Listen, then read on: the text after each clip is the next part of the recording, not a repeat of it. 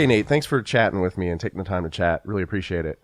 I'm usually shocked when anyone wants to talk to me, so I'm happy to do. So no worries. What's going on with Lionize lately? So right now, with Lionize, we have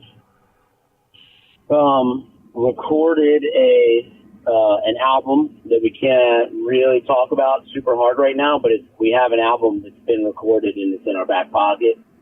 Awesome. We made that record with a drummer who's a very, very prominent rock and roll drummer.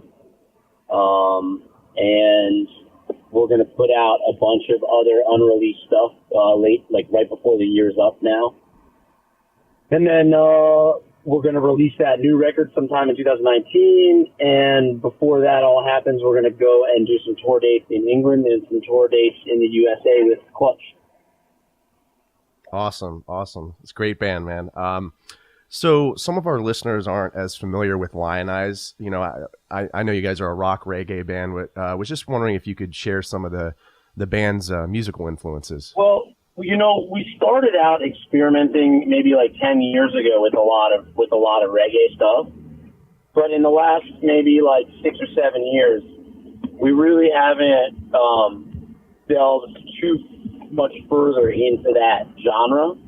And have mostly focused. I feel like we've always kind of been a rock band, but we're massively influenced by like the Bad Brains and stuff. So, you know, that's kind of where that comes from. So I feel like some people kind of get into it with the notion that it's going to be like, you know, that it's going to be very reggae,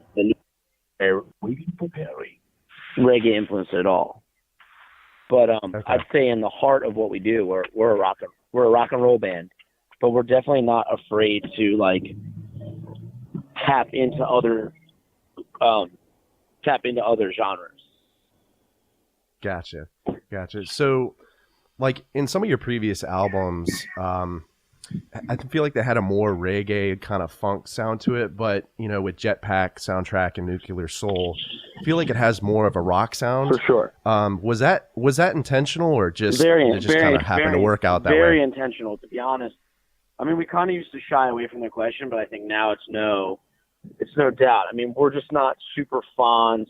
Like the first big tours we ever did were with Steel Pulse, and we were hugely influenced by them, but we always still wanted to write kind of heavy riffs and rock music.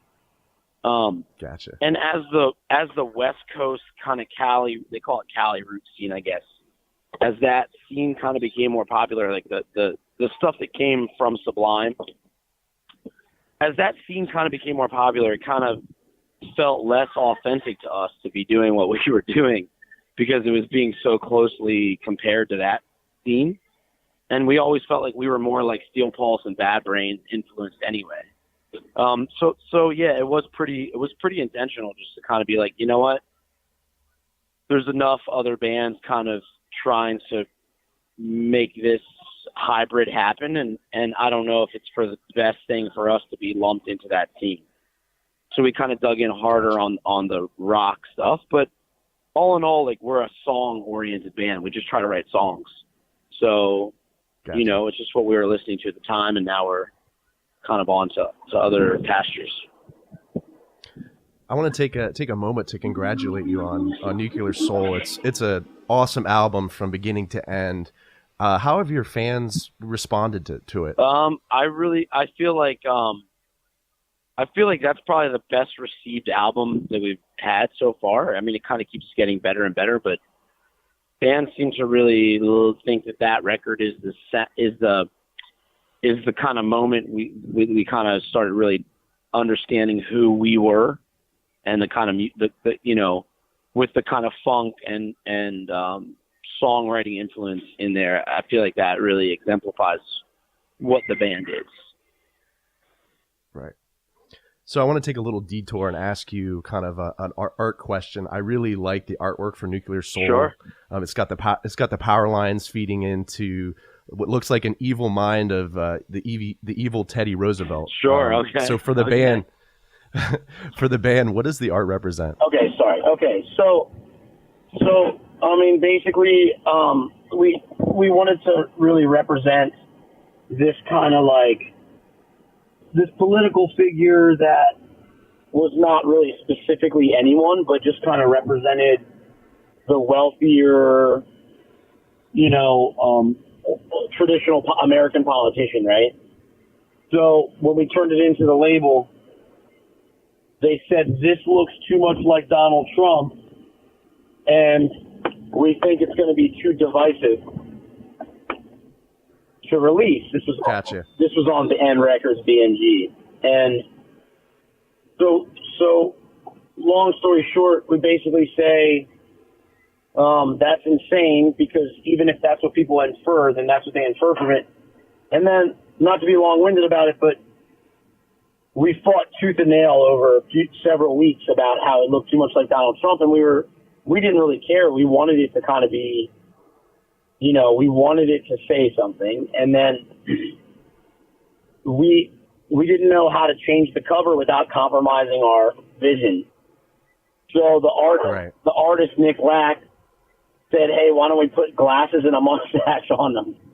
And we did, kind of as a joke, and we turned it into the label, and then 30 seconds later they were like, oh, this is great. You're good to go. We love it. Nice. Glad it worked out. Yeah, that's so. Sorry to cut you off there. So the band has done a variety of collaborations with artists like Neil Fallon from Clutch, sure. Eric Oblander from Five Horse Johnson. Yeah. Neil appeared on the EP, Mummies Wrapped in Money with a vocal part there, and Eric and Tim on Space Pope and Destruction Manual. So how did those collaborations kind of come together? I mean, honestly, usually when we end up touring with an artist that we like, we end up jamming together on tour, and then after the tour, we stay in touch and we say, hey, we think you'd be really great for this.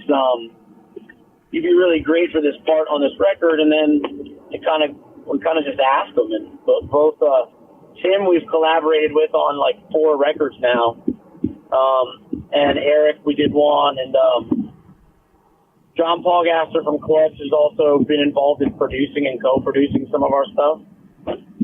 So, yeah, I mean, we were lucky enough to also, on Space Folk, we grew up with,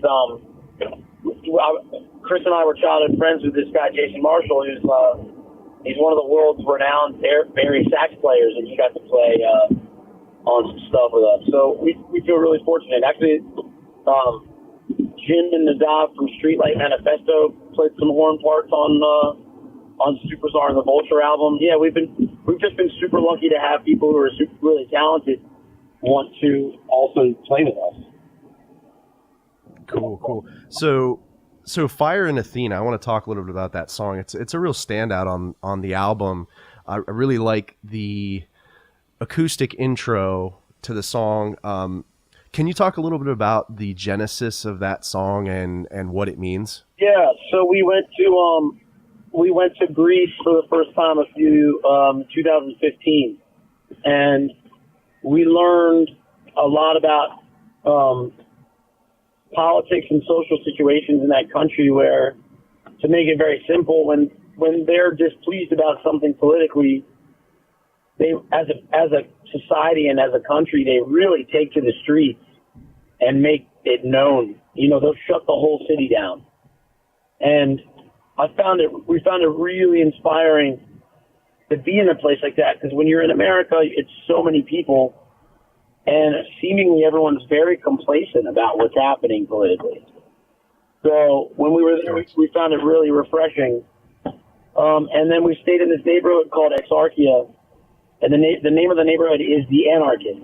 And in that neighborhood, people, there's no police and there's no military allowed into the neighborhood. And the reason why is because the people who live in that neighborhood feel like they govern themselves. And in 2006, and then once in the 70s, students were killed for protesting in that neighborhood. And basically, police are not allowed in, or they'll be beat up. And that kind of sends a message to the authority figures that, like, they should be more afraid of the people than the people should be afraid of them, and they're there to serve peace and they're there to serve the people. So if they're not there for that intention, there's a backlash, and I found that to be very inspiring. Gotcha. So there's a few songs on the album, Election Year, Ain't a Shame, and March of the Clones, which all kind of have political satire undertones.